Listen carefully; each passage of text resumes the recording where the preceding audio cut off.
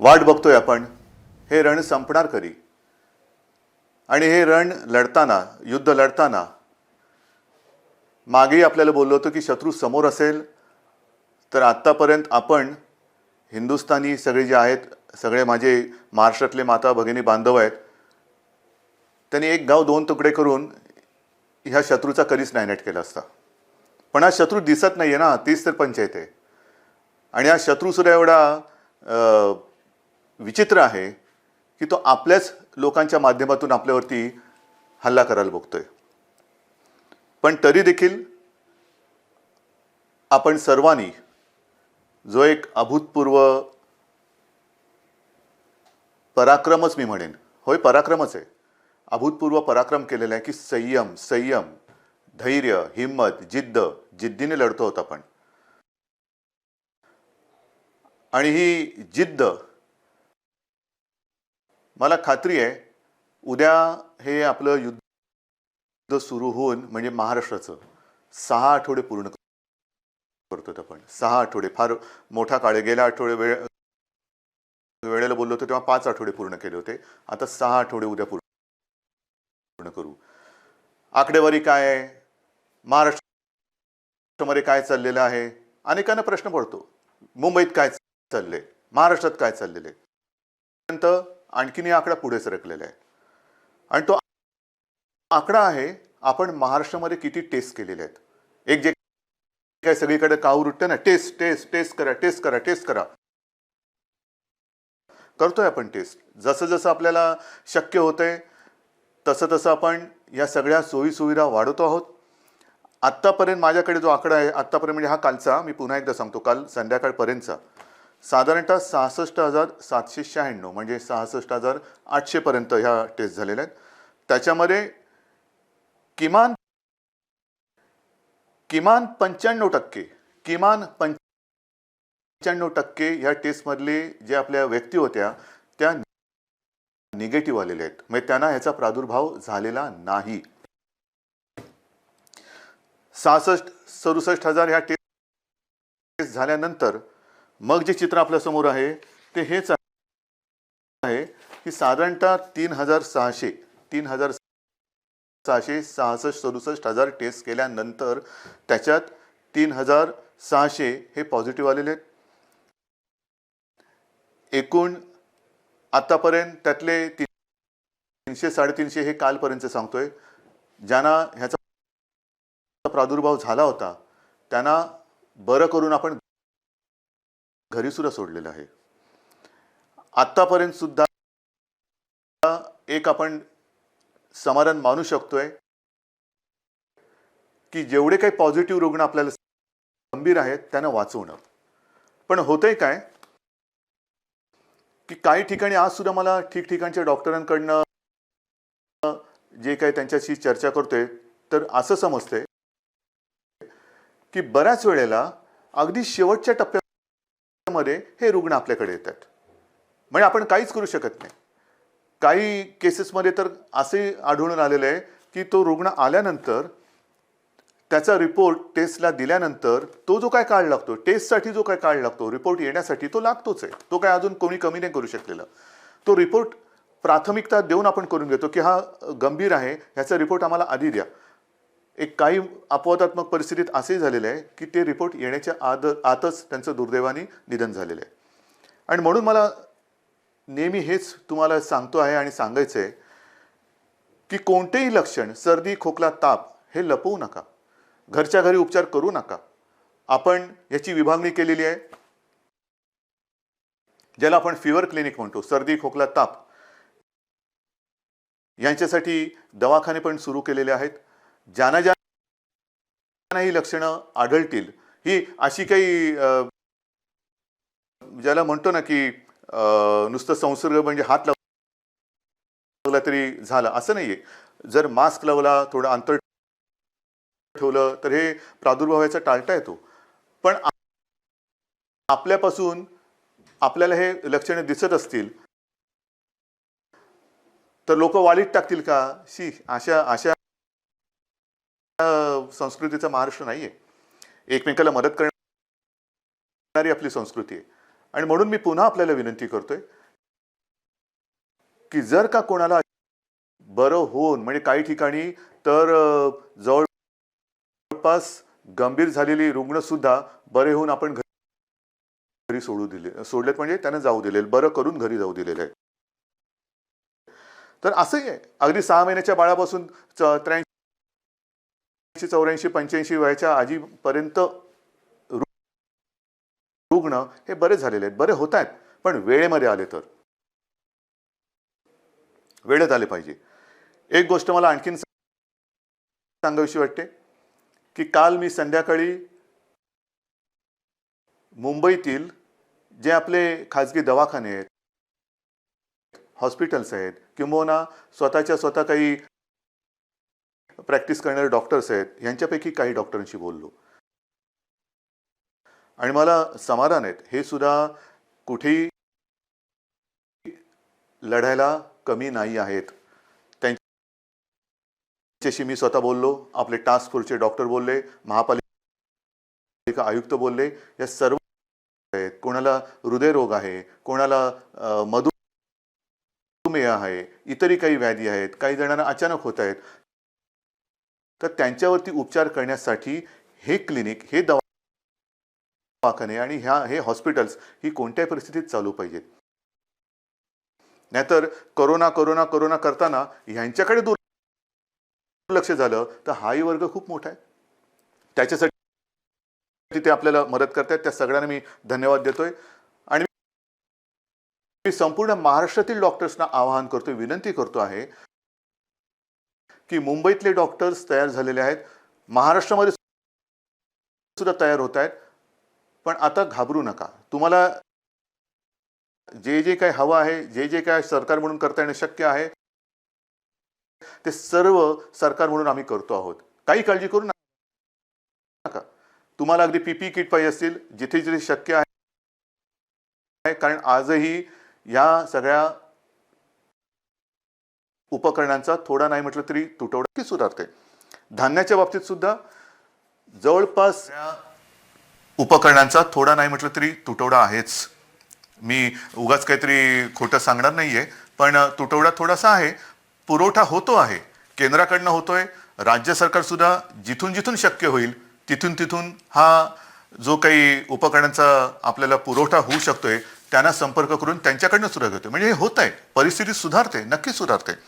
धान्याच्या बाबतीत सुद्धा जवळपास 80-90% लोकांपर्यंत राशन आपण पोहोचवलेलं आहे. भगवा रेशन कार्डच्या बाबतीमध्ये राज्याने जो एक मोठा निर्णय घेतला त्याच्याप्रमाणे वाटप आता येत्या काही दिवसात सुरू होते. आपण त्यांना कमी दराने, सवलतीच्या दराने अन्नधान्य देतो आहोत. केंद्राने सुद्धा, मी मागे जे बोललो होतो किमान आधारभूत किमतीने, त्याच्या बाबतीत सुद्धा ते मदत करतायत. आपल्याला अजून काय करता येणं शक्य आहे ह्याच्याबद्दल विचार करून केंद्राशी आपली बोलणी चालू आहेत. केंद्र सुद्धा आपल्याला मदत करते. महत्त्वाचा मुद्दा काय, अनेकांना असं आजही वाटते की केंद्र सरकार मोफत धान्य वाटते, तुम्ही का नाही देत? मोफत धान्य, केंद्र मोफत धान्य देते, मग तुम्ही का नाही देत? मोफत देत आहे, पण ते आत्तापर्यंत तरी फक्त त्यांनी तांदूळ दिलेले आहे. आणि हा तांदूळ सुद्धा अन्न सुरक्षा जी काही आपली एक योजना आहे त्यातल्या लाभार्थ्यांसाठी आहे. जसजसा तांदूळ येतोय तसं तोही आपण वाटतोय. या तांदूळाबरोबर आपण डाळ आणि गव्हाची मागणी केलेली आहे. कारण नुसता तांदूळ घेतोय तो आम्ही देतोय, पण तांदूळासोबत म्हणजे भाताबरोबर गहू आणि डाळ तर पाहिजे.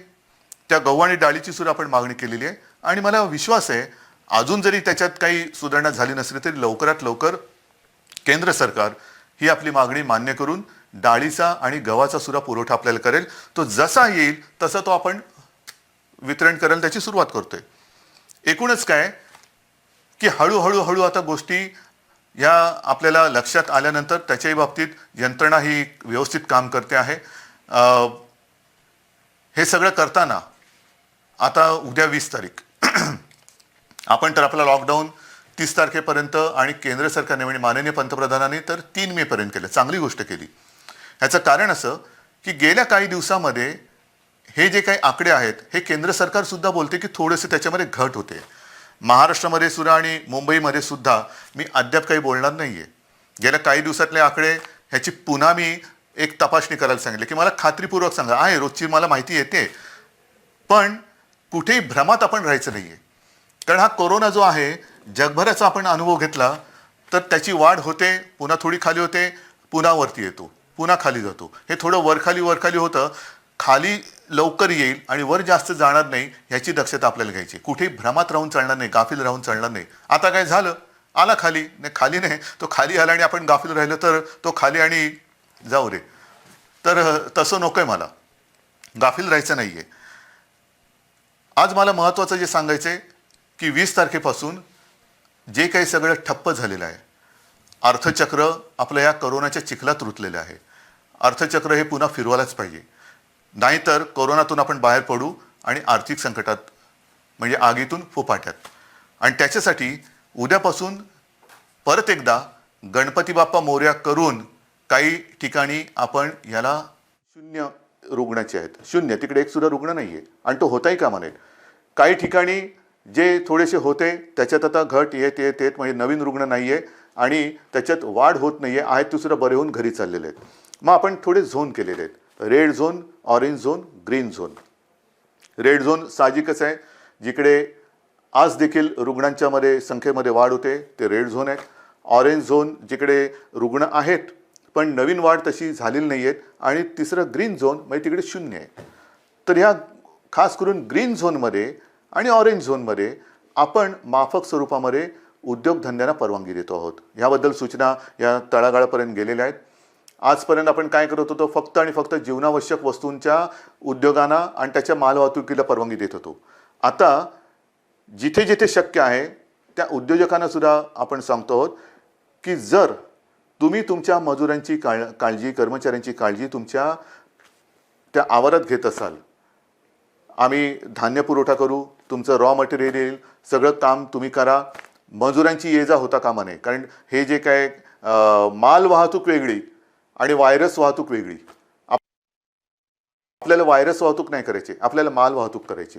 म्हणून माल चालू राहील, त्याची वाहतूक चालू राहील, पण व्हायरस बंदी ही राहणारच, व्हायरसची वाहतूक होणार नाही. तुम्ही एक तुमचं कर्तव्य म्हणून भोगता आहात, सोसता आहात. तुम्ही शिस्त पाळताना मी दुसऱ्याला शिस्त नाही मोडू देणार, अजिबात नाही, कारण ती आता परवडणार नाही आपल्याला. आणि त्याकरता आपण ह्या काही गोष्टी, सवलती म्हणा किंवा थोडीशी एक हातपायाची, म्हणजे बराच याच्यासारखी दुसरी मला नाही वाटत दुसरी कोणती शिक्षा असेल, पण ती शिक्षा सुद्धा तुम्ही एक तुमचं कर्तव्य म्हणून भोगता आहात, सोसता आहात. तुम्ही शिस्त पाळताना मी दुसऱ्याला शिस्त नाही मोडू देणार, अजिबात नाही, कारण ती आता परवडणार नाही आपल्याला.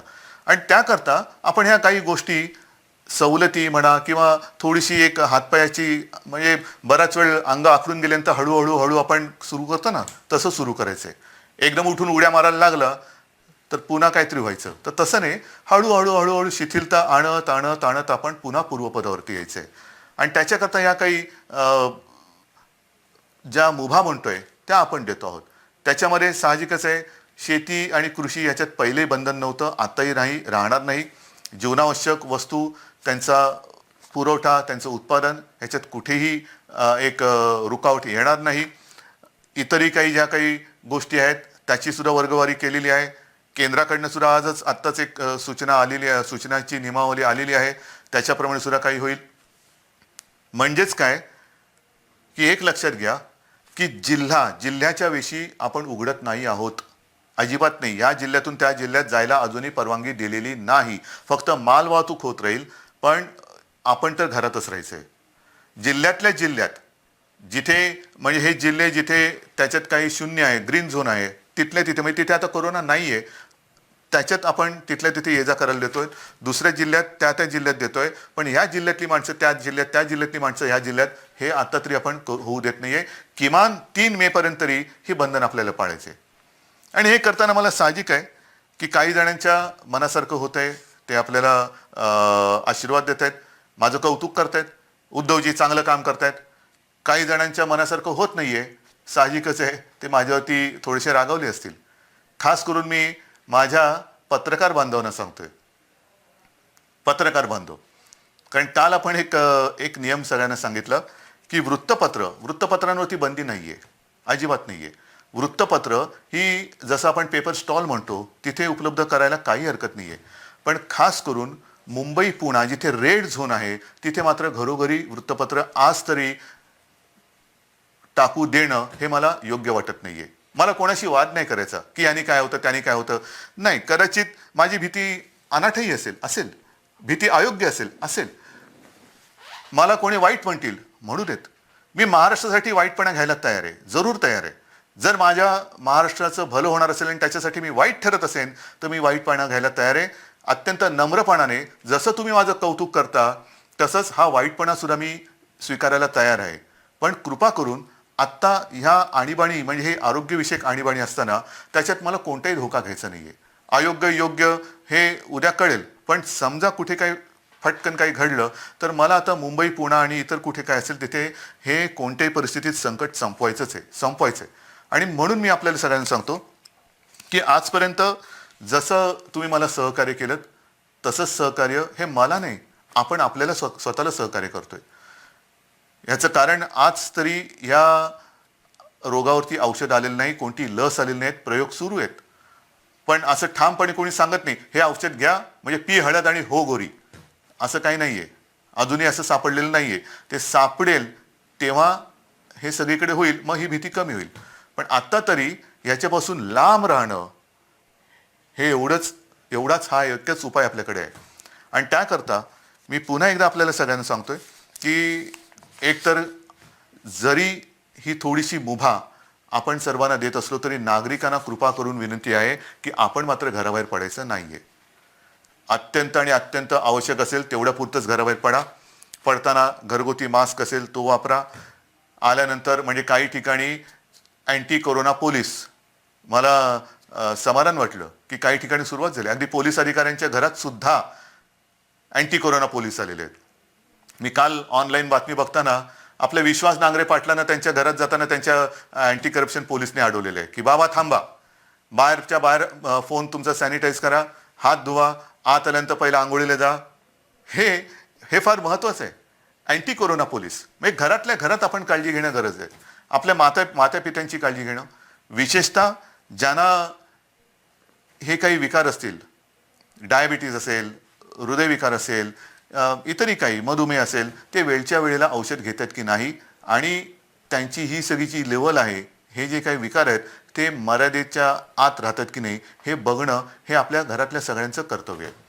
काही ठिकाणी मला अशी मेसेज येत आहेत की लहान लहान मुलं आपल्या वाढदिवसाचे पैसे, आपल्या खेळण्यासाठी साठवलेले पैसे, कोणी सायकलसाठी साठवलेले पैसे हे मुख्यमंत्री सहायता निधीला देत आहेत. काय बोलायचं या मुलांना? कौतुक तर केलंच पाहिजे, आशीर्वाद तर दिलेच पाहिजे, पण मी ह्या बाळगोपाळांना सांगतो की तुम्ही काळजी करू नका. अहो आम्ही आहोत. ही माझ्यासोबतची जी पिढी आहे ती समर्थ आहे आणि हे सगळं युद्ध चाललंय हे तुमच्या भवितव्यासाठीच चाललेलं आहे. मला कल्पना आहे की पैसा करून ती गंमत असते, पैसा साठवणं आणि त्या साठवलेल्या पैशातून स्वतःसाठी या काही गोष्टी करणं. म्हणजे अनेक ठिकाणी घरात ह्या गोष्टी अशा आहेत की हट्ट नाही करायचा. आपल्या खाऊचा पैसा असेल, वाढदिवसाचा पैसा असेल, हा साठवत ते करायचं. तुम्ही नका करू. आम्ही आहोत, आपण खंबीर आहोत, सरकार खंबीर आहे, ही पिढी खंबीर आहे. आज सुद्धा मुख्यमंत्री सहायता निधीला मदत येते. CSR फंड, मग तिकडे चालतो इकडे चालत नाही, मला तर त्या राजकारणात जायचंच नाहीये. पण CSR फंडासाठी सुद्धा आपण एक वेगळा निधी त्याचा अकाउंट सुरू केलेला आहे. ज्यांना CSR म्हणून द्यायचं आहे मुख्यमंत्री सहायता निधीला, त्यांना CSR साठी एक वेगळा अकाउंट आपण उघडून दिलेलं आहे. या सगळ्या गोष्टी करतो. आणि त्याचबरोबरीने घरामध्ये राहून थोडीशी एक अस्वस्थता येते, बेचैनी येते, काय करायचं कळत नाही, मग कोणाला विचारायचं, घरी कोण आहे. 2 गोष्टी आपण सुरू केलेल्या आहेत. एक तर खरं म्हणजे महाराष्ट्रामध्ये याची गरज नाहीये, कारण महाराष्ट्र आपला हा सुसंस्कृत आहे. पण ज्या बातम्या येतात जगभरातून की घराघरामध्ये महिलांवरती अत्याचार किंवा हिंसाचार ह्या गोष्टी वाढतात. महाराष्ट्रात असं होणार नाही. एक सुद्धा केस अशी होता कामा नये, अजिबात होता कामा नये. पण तरी देखील महिलांना मी विनंती करतोय की समजा दुर्दैवाने कुठे असा आपल्याला अनुभव आला तर 100 नंबर हा आपल्या मदतीसाठी आपण केलेला आहे. कुठे अशी जर का तुम्हाला वाटली की इकडे आपल्यावरती अन्याय होते किंवा थोडंसं होतंय, मानसिक स्थिती थोडीशी इकडे तिकडे होते, पण तिच्यासाठी, ती सांभाळण्यासाठी आणि महिलांना रक्षण देण्यासाठी एक 100 नंबर हा आपण त्या सेवेसाठी देतो आहोत. दुर्दैवाने जर का अशी कुठे घटना घडत असेल तर 100 या नंबरवरती माझ्या माता भगिनींनी फोन करावा. तत्काळ आपलं महाराष्ट्र सरकार आपला भाऊ म्हणून आपल्यासोबत आपल्या मदतीसाठी धावून आल्याशिवाय राहणार नाही. आणि हे सांगत असताना मी आणखीन 2 नंबर आपल्याला सांगतोय, कारण इतके दिवस घरी राहिल्यानंतर मन अशांत होणार, मनात बेचैनी वाढणार, एकटेपण वाटणार, काय करावं कळत नाहीये, थोडंसं वैफल्य वाटणार. मग काय करायचं? तर त्याच्यासाठी सरकारने 2 नंबर आपल्यासाठी दिलेले आहेत. घेता लिहून? कागद पेन आहे हातामध्ये? ठीक आहे, बघा पटकन.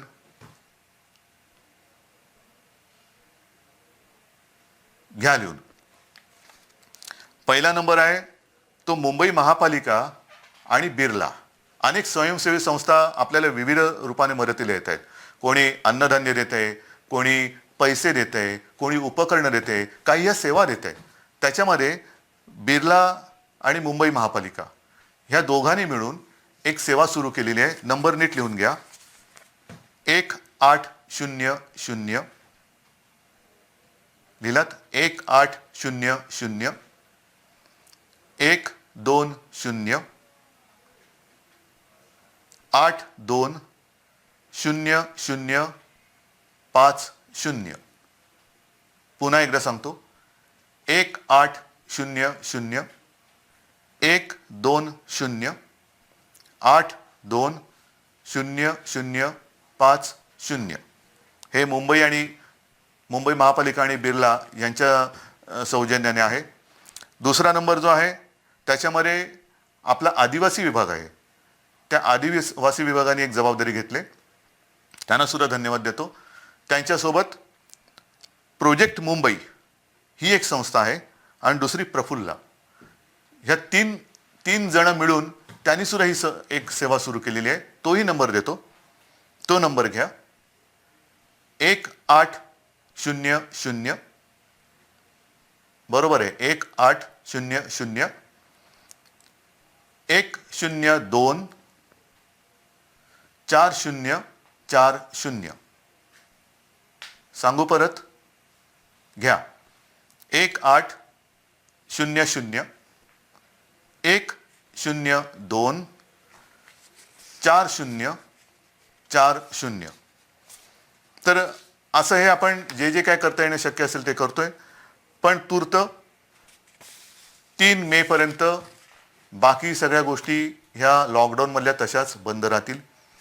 कोणत्याही स्वरूपाचे धार्मिक, राजकीय, सांस्कृतिक कार्यक्रम हे महाराष्ट्रामध्ये होणार नाही. कोणत्याही प्रकारची रेल्वे वाहतूक, विमानाची वाहतूक ही महाराष्ट्रात, मुंबईत होणार नाही.